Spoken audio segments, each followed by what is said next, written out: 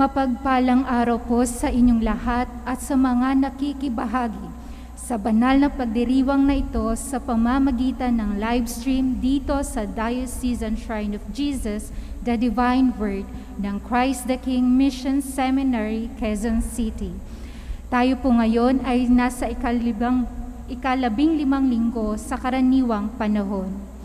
Pamumunuan po ang ating banal na pagdiriwang ni Reverendo Padre Benigno Beltran, SVD, Associate Priest of the Shrine. Tumayo po ang lahat para sa pagsimulan ng ating misa.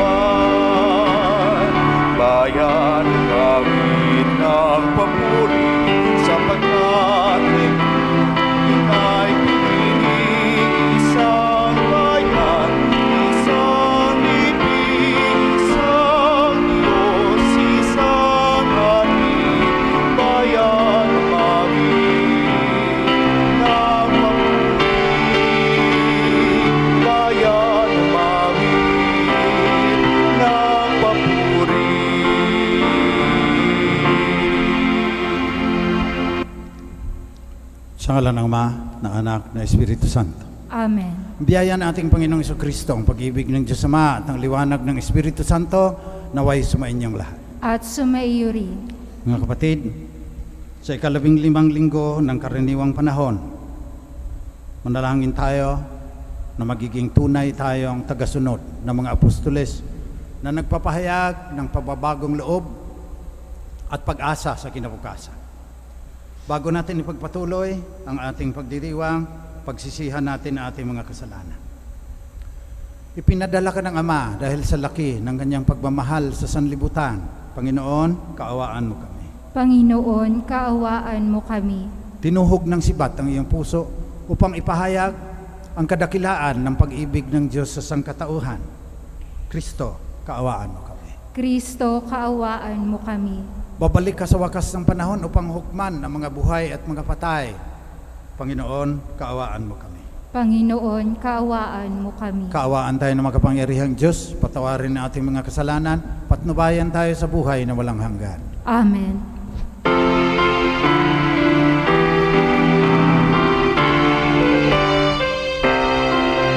Papuri sa Diyos, papuri sa Diyos, sa kaitaasan, papuri sa Diyos. Pinupuri ka namin, dinarangal ka namin, sinasamba ka namin, ipinagbubunyi ka namin, pinasasalamatan ka namin. Dahil sa dakila mong angking kapurihan, Panginoong Diyos, Hari ng langit, Diyos amang makapangyarihan sa lahat, Panginoong Hesukristo, bugtong na anak, Panginoong Diyos, Kordero ng Diyos, anak ng Ama. Ikaw na nag-aalis ng mga kasalanan ng sanlibutan, maawa ka sa amin. Ikaw na nag-aalis ng mga kasalanan ng sanlibutan, tanggapin mo ang aming kahilingan. Ikaw na nagluluklok sa kanan ng Ama, maawa ka sa amin. Sapagkat ikaw lamang ang banal, ikaw lamang ang Panginoon, ikaw lamang o Hesukristo, ang kataas-taasan, kasama ng Espiritu Santo, sa kadakilaan ng Diyos Ama. Amen. Papuri sa Diyos, papuri sa Diyos.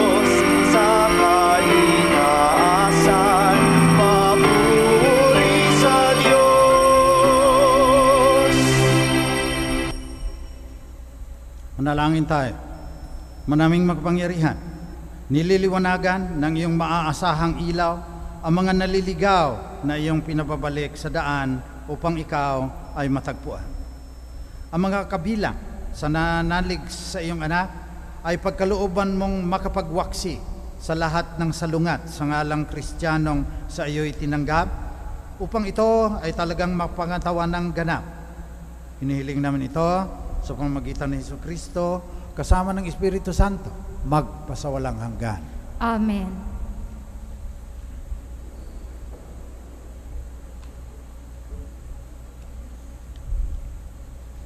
Pagbasa mula sa aklat ni Propeta Amos. Noong mga araw na iyon, hinarap ni Amasiyas ang saserdote sa Betel, si Amos. Bulaan kang propeta, magbalik ka na sa Huda, doon ka maghanap buhay sa pamamagitan ng iyong paghuhula. Huwag ka nang manghuhula rito sa Betel. Narito ang pambansang templo at dito sumasamba ang hari. Sumagot si Amos, hindi ako propeta, hindi ko ito hanap buhay. Ako'y pastol at nag-aalaga rin ng mga punong pigos. Ngunit inalis ako ng Panginoon sa gawaing iyon at inutusang magsalita para sa Kanya sa mga taga-Israel. Ang salita ng Diyos. Salamat sa Diyos.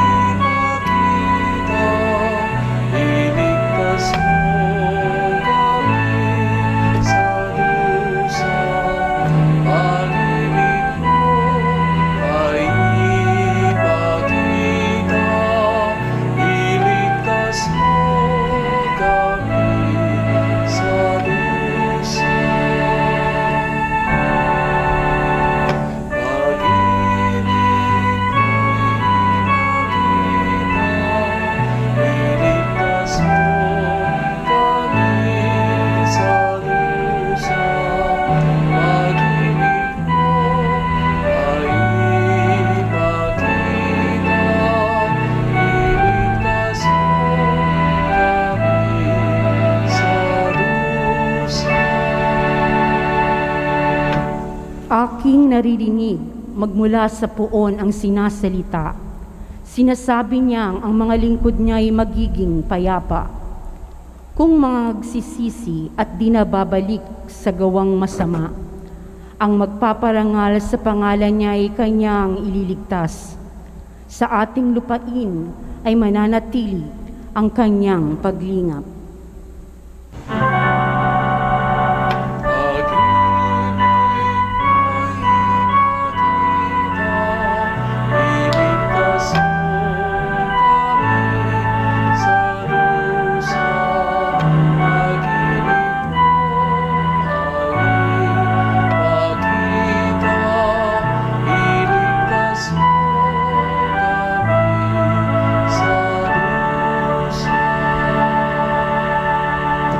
Ang pagtatapatan at pag-iibigay magdadaupalad, ang kapayapaan at ang katwiray magsasamang ganap.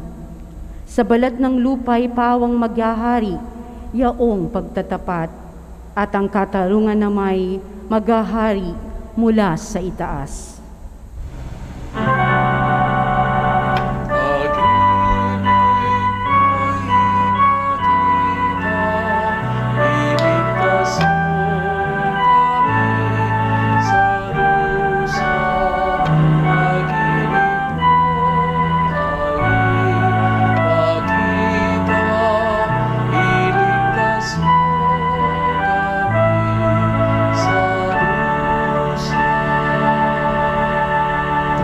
Gagawing maunlad ng Panginoong Diyos itong ating buhay.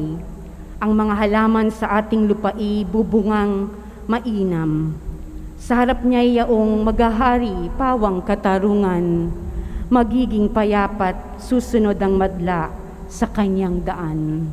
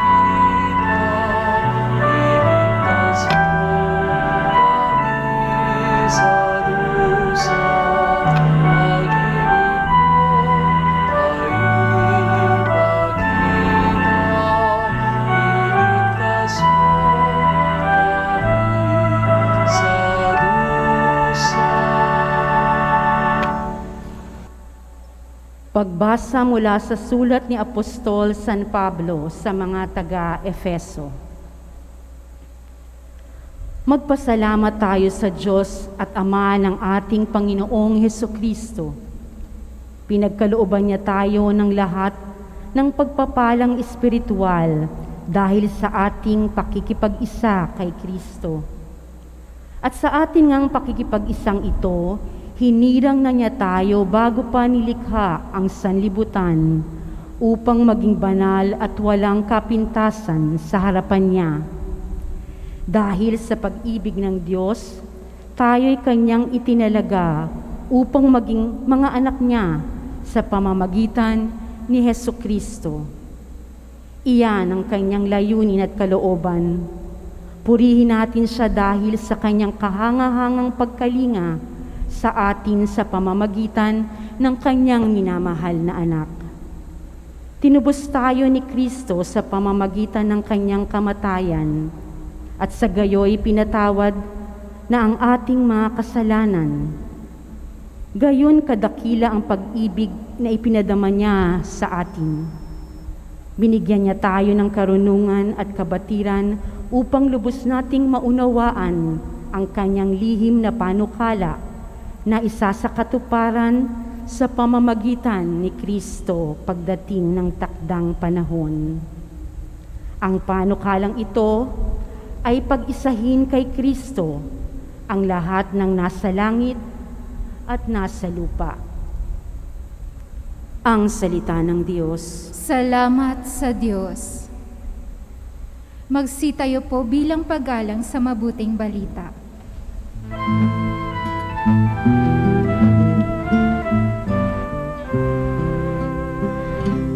Alleluia, alleluia, kami ay gawin mong daan ng iyong pag-ibig, kapayapaan at katarungan. Alleluia.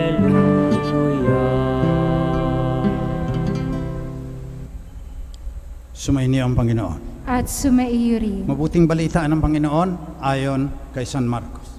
Papuri sa iyo, Panginoon. Nung panahong iyon, tinawag ni Jesus ang 12 at sinugong 12. Binigyan niya sila ng kapangyarihang magpalayas ng masasamang espiritu at pinagbilina. Sa inyong paglalakbay, huwag kayong magdala ng anuma maliban sa tungkod, ni pagkain, balutan, salapi sa inyong lukbutan o bihisan, huwag kayong magdala. Ngunit magsuot kayo ng panyapa. Sinabi rin niya sa kanila, at sa alinmang tahanang inyong tuluyan, manatili kayo ron hanggang sa pag-alis ninyo sa bayang iyon. Kung ayaw kayong tanggapin o pakinggan sa isang dako, umalis kayo ron at ipagpag ninyo ang alikabok ng inyong mga paa bilang babala sa mga taga ron. Kaya't humayo ang 12, nangaral sa mga tao na pagsisihan nila at talikdan ang kanilang mga kasalanan. Pinalayas nila ang maraming demonyo sa mga inaalihan nito. Pinahira nila ng langis at pinagaling ang maraming may sakit. Ito ang mabuting balita ng Panginoon. Pinupuri ka namin, Panginoong Hesu Kristo. Magandang umaga po sa inyong lahat. Binabati ko ang mga ALS graduates kasi itong 8 o'clock mass patungkol sa mga ALS, sa mga out of school youth, sa mga school dropouts. Sabi ng SBD, Our Religious Congregation, Society of the Divine Word. So binabati ko si Father Jerome Marquez, ang aming superior, provincial superior. 904 ang gumraduate sa Arnold Jansen Catholic Mission Foundation. Kalahati ilang nag-enroll ngayong COVID. Sa amin, mayroon kaming Sandiwaan Center for Learning. Kaunti din lang ang nag-enroll ngayong taon. Maraming nag-drop out dahil online kami. Pag walang signal. Pero yung mga nag-online, ang gagaling. Sumali kami sa Minecraft Education Edition, Hour of Code. Yung mga batang yan, hindi alam kung paano mag-code. Pero sa pamamagitan ng video game na Minecraft, yung 44 na sumali, wrote 11,444 lines of code. Yung mga formula yan na isusulat mong gano'n para gagalaw o magsalita yung robot doon sa. Kaya bago tayo magpatuloy, may ipakilala ako sa inyo. Designated, pinangalanan ng United Nations Development Program, UNDP, na Innovations Promoter. Para maging creative at mapanglikha ang mga bata, siya ang pinupront. Tapos binigyan ng citizenship ng Kingdom of Saudi Arabia. Pinapakilala ko sa inyo si Sophia, humanoid robot. Talagang hindi nilagyan ng buhok ng Hanson Robotics yan. Based in Hong Kong sila gumawa niyan. Kasi akala nung maraming tao, tunay na tao kasi nag-i-smile, ngumingiwi rin, kung nakikita na may nasasaktan, nai-interview. Ilang daang beses nang in-interview si Sofia sa telebisyon. At kung maski anong tinatanong mo. Ganyan ang panahon natin ngayon. Kaya, ang punto ko ngayon, ang bilis ng pagbabago ng panahon. Nung panahon ni Jesus, kabayo lang sinasakyan, yung mga mayayaman lang. Ngayon, nakakapunta na ng Mars. Ang ganda ng mga picture na pinadala ng rover. Nakakapagpalipad sila ng helicopter doon. Signal lang mula sa Earth, napapalipad nila nasa Mars, ibang planeta. Kaya may Sophia, may teknolohiya, may asteroid belt sa gitna ng Mars at saka Jupiter. Ang dami niyan. Dapat naging planeta yan hindi nagsapat yung gravitational force. Kaya paikot-ikot lang sila daw. Pipili ang mga scientist ng isa doon, lalagay nila yung makina sa rocket, napapalanding nila doon kahit ang liit noong asteroid. Ganyan na ang ating panahon ngayon. Nung panahon ni Jesus, walang mga robots. Yung mga Romano, espada lang meron, may mga pana siguro. Ngayon meron na tayong nuclear bombs. Kaya sabi ng Vatican II, ang daigdig, nagbago ang pananaw mula sa static. Yung hindi nagbabago, palagi ganyan pa rin siya, static to dynamic, nagiging evolutionary. Ang bilis ng pagbabago. At nakikita natin sa panahon natin ngayon yan.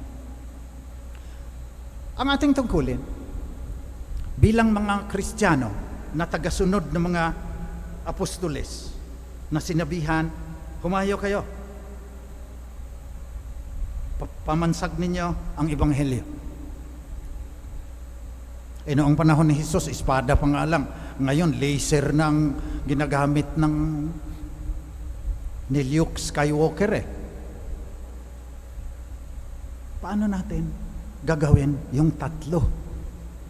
Sinabi, humayo ang 12, nangaral sa mga tao na pagsisihan nila at talikdan ang kanilang mga kasalanan, pinalayas nila ang maraming demonyo sa mga inaalihan nito, pinahiran nila lang langis at pinagaling ang maraming may sakit. Adjournamento ang tawag ni Pope John 23 noon. Adjournamento. Yung to make present yung ating pananampalataya. Kasi mag-iiba ang pamamaraan ng pangangaral nung panahon ni San Pablo at saka ni San Pedro kaysa pangangaral mo ngayon. Kaya nga, tinuturuan namin sa pamamagitan ng video games yung mga bata para aangkop sa panahon. Dahil napakabilis ng pagdaloy ng kasaysayan. Halimbawa, may apo ka o may anak ka, kindergarten ngayon pasukan, na wala pa rin face-to-face. Kindergarten siya. After mga 16, 17 years, matapos ng college siya. Ganito ngayon ang prediction. 80% ng trabaho na maaring gagawin nung apo mo o anak after 16, 17 years do not yet exist. Iimbentuhin pa lang. Nahihirapan yung DepEd. Paano mo paaralin ang mga bata para sa mga trabaho na iimbintuhin pa lang, do not yet exist? So, tanong din natin ngayon yan. Ayan. May 20 makikisig na lalaki, mga aspirants, nagsisearch in kung tunay ba silang tinawag ng Panginoon. Palakpakan muna natin para ma-encourage naman.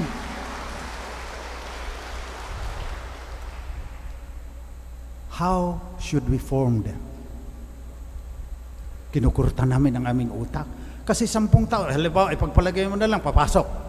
10 taon pa baging pari yan. Sa loob ng 10 taon, ang daming pagbabago. Hindi kagaya nung maliit pa ako. 10 taon, ganun pa rin ang damit ng mga tao, kaunti lang pagbabago. So paano namin yan huhubugin? Spiritually, psychologically, physically pa, socially, para magawaan nila itong inutos ni Jesus. Mangaral, magpalayas ng demonyo, at pagalingin ang may sakit. Anong uri ng pangangaral ang gagawin yan sa mga digital natives, sa mga Generation Z na nakadukwang minsan 12 hours, 14 hours sa kanilang mga cellphone? So iba na kaysa pag nag-iisip din ako. Tuturuan ko kaya ng moves ni Suga at saka ni Jungkook yan. Smooth like butter. Yan. Para makapagpangaral doon sa mga bata na ang BTS Army yan Ang problema ko lang, yung ibang mga grand nieces ko, Blackpink din ng ayaw nila ng BTS Okay. Tuturuan ko kaya yung mga yan ng mga strategy sa Mobile Legends para mag-epic 5 stars. Ang laking problema natin. Dami ng problema sa mundo. May COVID, may economic disruption, may climate change pa na dadating na mas maraming papatayin kaysa COVID yan. Paano tayo mangangaral? Paano tayo magpapalayas ng demonyo? Anong uring mga demonyo ang narito ngayon na bumabagabag sa atin? At anong sakit? Physically, psychologically, socially, globally, ang dapat nating pagalingin bilang pagsunod sa utos ni Jesus. So widen your horizons. Palawakin ninyo yung inyong pananaw. Utos ni Jesus yan. Huwag kang lagi na lang nagnunubena para sa sarili mong kapakanan at sa pamilya mo. Kawawa ay ang pamilya mo pag nasira ay ang buong lipunan. Paano mo mapangaral sa mga tao na pangalagaan ang kalikasan? Paano mo mapangaral sa mga tao na sabi ni Pope Francis, this is our common home. Isang planeta lang tayo. Matagal pa bago makalipat tayo sa Mars. Baka hindi pa mangyari yan sa siglong ito. Paano mo turuan yung mga bata para sa mga trabaho na iimbintuhin pa lang? Yun ang ating ipagdasal ngayon. Hindi lang yung mga yan ang inutusan ng Panginoon. Hindi lang kami mga pare, brothers, madre, mga katikista, yung nagtatrabaho sa simbahan. Bawat isa na bininyagan, nakikibahagi sa pagiging pare, pagiging hari, pagiging propeta ni Kristo. Kaya tungkulin ninyo rin. Mangaral, magpalayas ng demonyo, magpagaling na may sakit. Kung tunay kayong alagad ni Kristo. At diyan tayo huhusgahan. Hindi tayo tatanungin sa wakas ng panahon. Ilang beses ka bang nagpilgrimage doon sa Our Lady of kung ano-ano na lang, napakarami niyan. Hindi tayo tatanungin yan. Ang tanong, nagutom ako, hindi mo ako pinakain. Nauhaw ako, hindi mo ako pinainom. Yan ang batayan. Kung sa DepEd pa, rubrics yan. Evaluate standards yan of competency. You will be judged according to how many people you have fed, how many people you have given drink to. So manalangin tayo ngayon sa mga tagasunod nitong mga apostoles na sinabihang mangaral, magpalayas ng mga demonyo at magpagaling ng mga may sakit. Panalangin natin yung mga madre, brothers, pare, lalong-lalo ng mga obispo, lahat ng nagtatrabaho sa simbahan, na magampanan nila ito at huwag silang mamuhay sa daigdig that no longer exists. Huwag ka nang, what's too painful to remember, we simply choose to forget. Memories, doon nabubuhay sa nakaraan. Ibato mo yung sarili mo sa kinabukasan, maging future-oriented ka.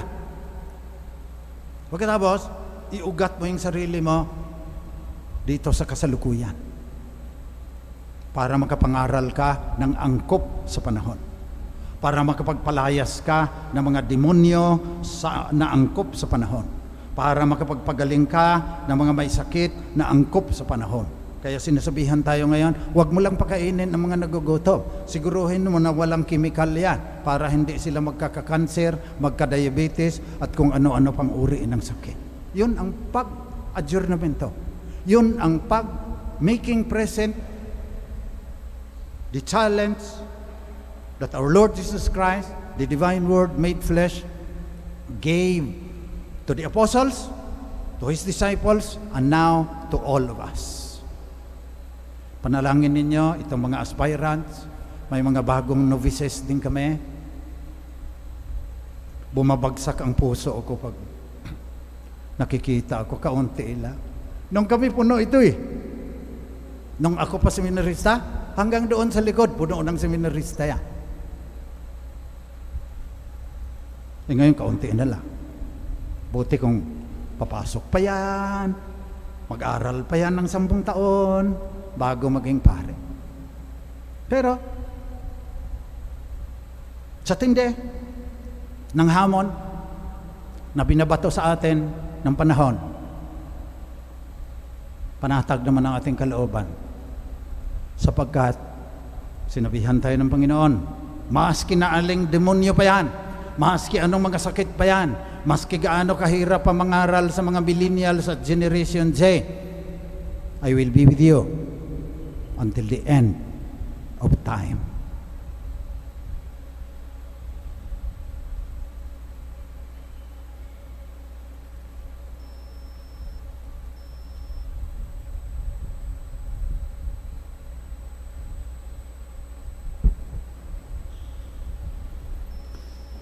Magsitayo po tayong lahat.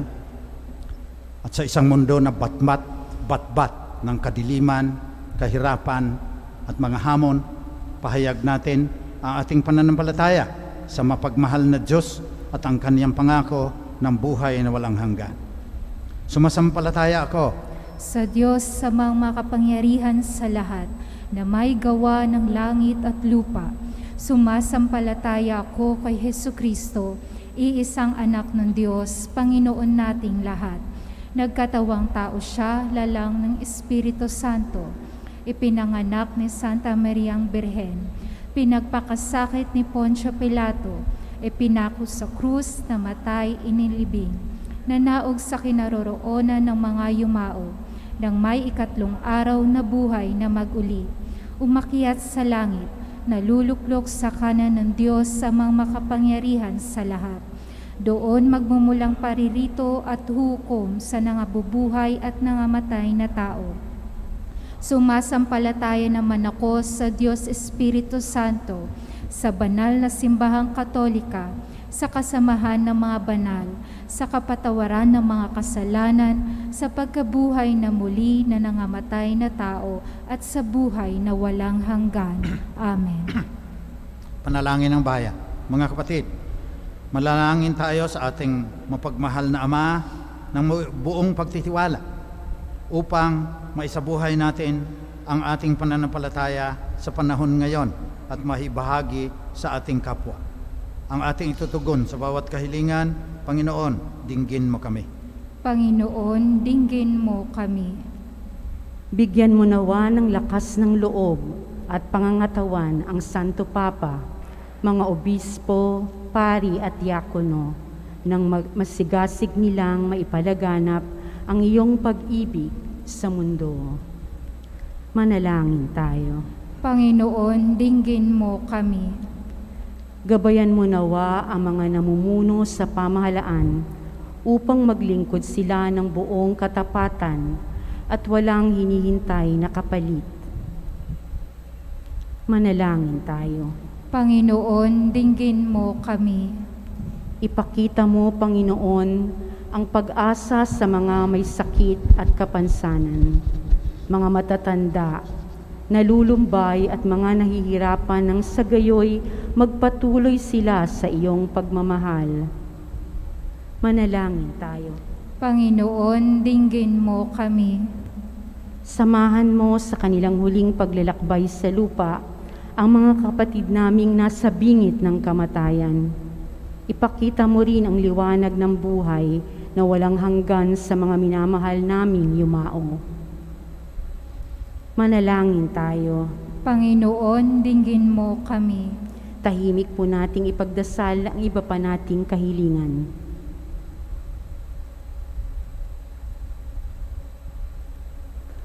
Manalangin tayo. Panginoon, dinggin mo kami. Ama, dinggin mo ang aming mga panalangin upang magkaroon kami ng lakas na harapin ang iyong hamon, makasunod lagi sa iyong kalooban. Bitbitin mo nawa ang aming mga pagsamo.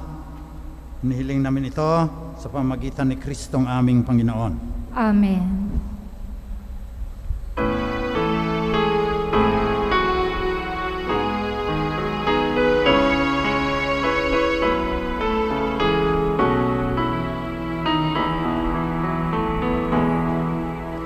Aming hatid, alay na ito, ang tinapay na nagmula sa pagpapala mo. At tanggapin ang alak na ito, inuming inihain sa'yo. Mahal naming Diyos, inyong tanggapin ang munting alay mula sa amin. Buong puso naming hihintayin pagpapala na aming hiling.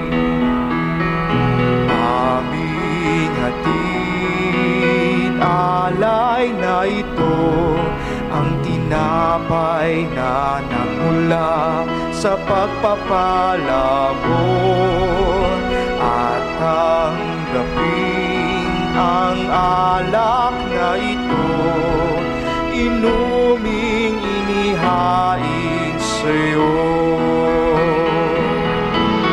Mahal naming Diyos, inyong tanggapin ang munting alay mula sa amin. Buong puso namin hihintayin pagpapala na amin hiling. Magsitayo po. Manalangin kayo mga kapatid, pang itong ating pag-aalay ay maging kalugod-lugod sa Diyos namang makapangyarihan. Tanggapin nawa ng Panginoon itong paghahain sa iyong mga kamay sa kapurihan niya at karangalan sa ating kapakinabangan at sa buong sambayanan niyang banal. Manaming lumikha, tunghayan mo ang mga alay ng iyong sumasamong sambayanan. Tanggapin mo ang mga ito para madagdagan ang iyong kabanalan sa mga nananalig na tunay sa pamagitan ni Jesucristo, kasama ng Espiritu Santo, magpasawalang hanggan. Amen. Sumainyo ang Panginoon. At sumaiyo rin. Taas sa Diyos ang inyong puso at diwa. Itinaas na namin sa Panginoon. Pasalamatan natin ang Panginoong ating Diyos. Marapat na siya ay pasalamatan. Ama naming makapangyarihan, tunay ngang marapat na ikaw ay aming pasalamatan sa pamagitan ni Jesucristo na aming Panginoon. Lubhang nabagabag ang kanyang loob sa pagkakamaliin ng tao sa San Sinuko. Aya't minabuti niyang siya ipanganak ng birhing bukod mong pinagpala sa babaeng lahat. Sa labi ng imbing kamatayan, kami ay inagaw ng iyong anak. Sa pagkabuhay niyang muli, kami kanyang binuhay upang kaugnayan namin sa iyo ay hindi na magwawakas. Kaya kasama ng mga anghel na nagsisiawit ng papuri sa iyo nang walang humpay sa kalangitan, kami nagbubunyi sa iyong kadakilaan.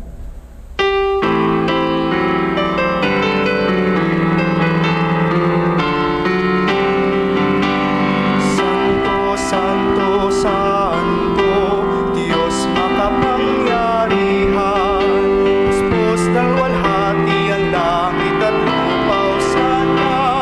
Hosana sa kaitaasan, pinagpalang narito sa ngalan ng Panginoon. Hosana, Hosana sa kaitaasan, Hosana, Hosana sa kaitaasan.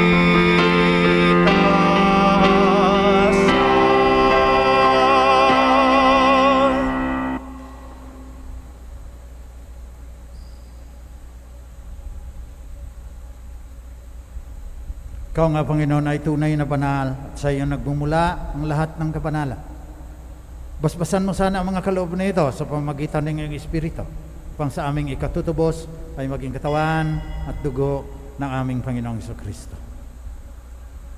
Noong gabi bago siya ipako sa krus, samantalang naghahapunan kasama ang kanyang mga alagad, kumuha si Jesus ng tinapay. Nagpasalamat siya sa iyo, Ama. Hinatiin niya yon, binigay sa kanyang mga alagad at sinabi, tanggapin ninyong lahat ito at kanin. Ito ang aking katawan na ihahandog ng dahil sa inyo.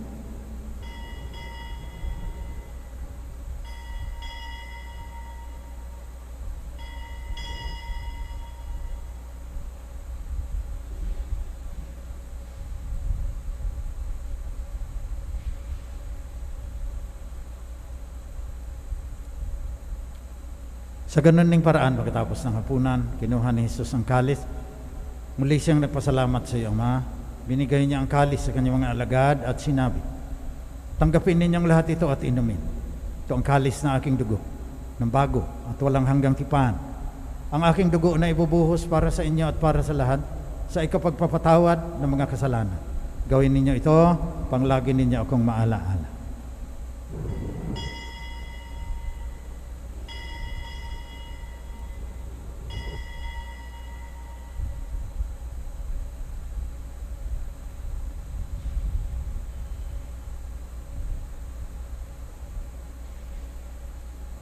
Pagbunyi natin ang misteryo ng ating pananampalataya.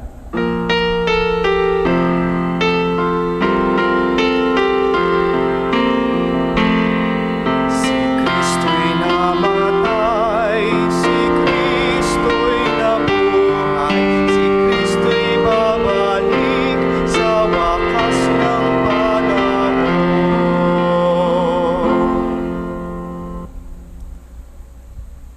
Kaya sa pagunita, sa kamatayan at muling pagkabuhay ng iyong anak, niaalay namin sa iyo, Ma, tinapay na nagdudulot ng buhay at ang kalis na nagkakaloob ng kaligtasan.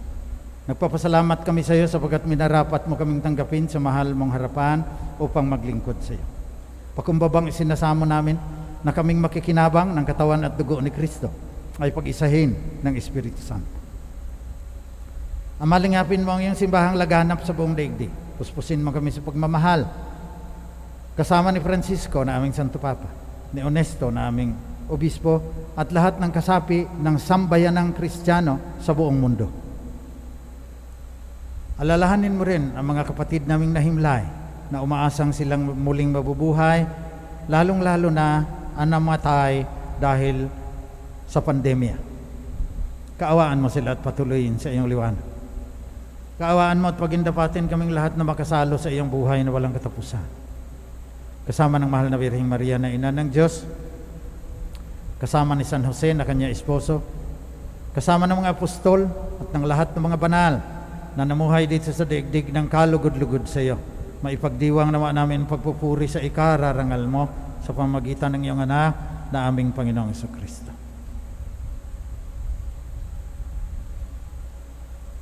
Sa pamamagitan ni Kristo, kasama niya at sa kanya, o Diyos amang makapangyarihan, ikaw ay pinupuri at ipinagdarangal kasama ng Espiritu Santo magpasawalang hanggan. Amen.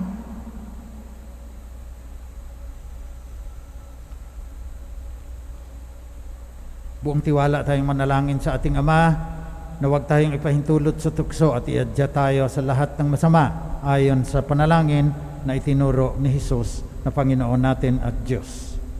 Sa lahat ng masama, pagkalooban mo kami ng kapayapaan na palagian, pang sa tulong ng iyong awa, lagi kaming maligtas sa kasalanan at malayo sa lahat ng kapahamakan.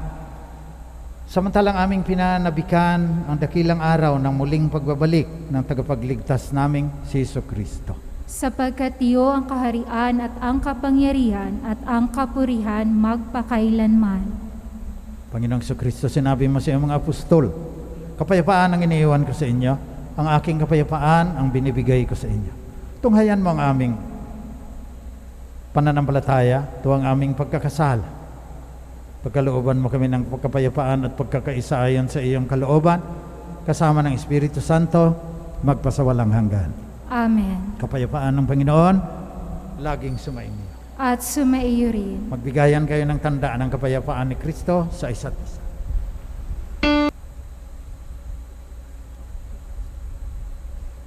Ito, katawan at dugo ng ating Panginoong Jesucristo.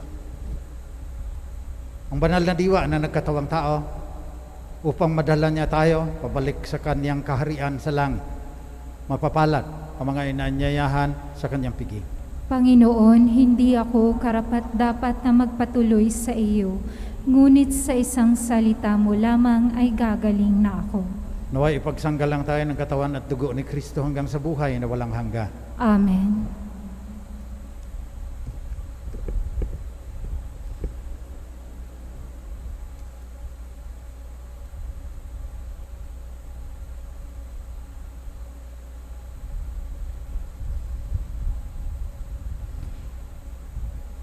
Magsiupo po ang lahat. Paalala, ang pagbibigay po ng komunyon ay gagawin po ng pahanay. Pakiintay po ang mga ushers upang magabayan. Espiritual na pakikinabang. Aking Jesus, nananalig akong ikaw ay nananahan sa pinakabanal na sakramento. Mahal kita ng higit sa lahat ng bagay at nais kong tanggapin ka sa aking kaluluwa. Subalit sa sandaling ito, ikaw ay hindi ko matatanggap sa banal na komunyon. Naway tanggapin kita ng espiritual sa aking pagnanais na ito at pumasok ka sa aking puso. Niyayakap kita na parang naririto ka na sa akin at pinagkakaisa ko ang aking sarili sa iyo. Huwag mong hayaang ako ay mawalay sa iyo. Amen.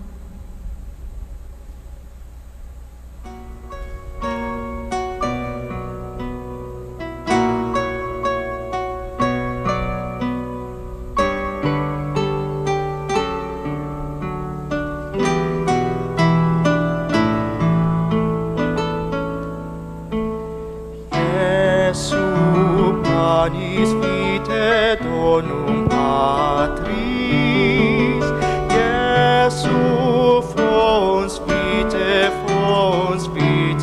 aquae. Cibus et potus noster, cibus et potus noster, in intinere ad domus Dei. Mula sa lupa, sumibol kang masigla, matapos kang yurakan ng mga masasama. Sumilang ang liwanag ng mga nawawala, tinapay ng buhay, pagkain ng bukas. Iesu panis vitae donum Patri, Iesu fons vitae aquae. Cibus et potus noster, cibus et Upang ang kanilang pagkalinga ay malaki pa ng husay at malasakit. Pagkalooban mo sila ng kalusugan sa isip at katawan, katatagan sa kanilang paninindigang maglingkod at ipagsanggalang sa karamdaman. Itinataas namin ang mga nagdurusa, makamtanawa nila ang mabuting kalusugan. Lingapin mo rin ang mga kumakalingas sa kanila. Pagkamtin mo ng kapayapaang walang hanggan ang mga pumanaw na.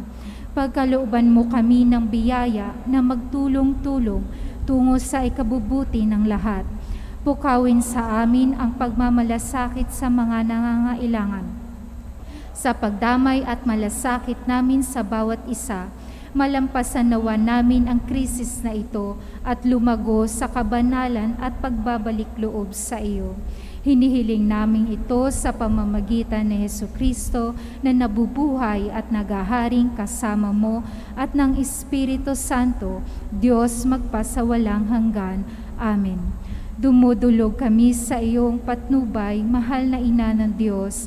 Pakinggan mo ang aming mga kahilingan sa aming pangangailangan at ipag-adya mo kami sa lahat ng kasamaan.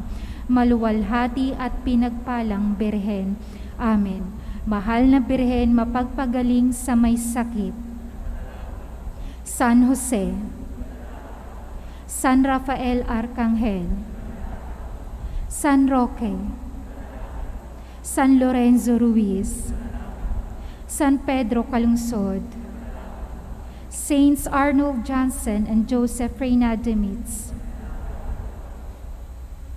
Sumainyo ang Panginoon. at sumaiyo rin. Yumuko kayo habang ginagawad ang pagbabasbas. Pagpalain nawa kayo ng kapayapaan ng Diyos na pinagmulan ng lahat ng kasiyahan sa buhay ngayon at magpasawalang hanggan. Amen. Pagkalooban nawa kayo ng Diyos ng kalayaan mula sa takot at pangamba. Palakasin ang inyong loob sa pagpapadaman niya sa inyo ng pag-ibig niya na walang hanggan. Amen. Pasaganahin nawa niya sa inyo ang kaloob niyang pananampalataya, pag-asa at pag-ibig, upang lahat ng inyong gawain sa araw-araw ay magbunga ng kaligayahan sa buhay na walang hanggan. Amen. Pagpalain kayong lahat ng mapagmahal at makapangyarihang Diyos, Ama, Anak, at Espiritu Santo. Amen. Tapos ng misa, humayo kayo at maging mga tunay na alagad ni Jesus sa inyong pagmabalasakit at pag-ibig sa inyong mga kapatid. Salamat sa Diyos.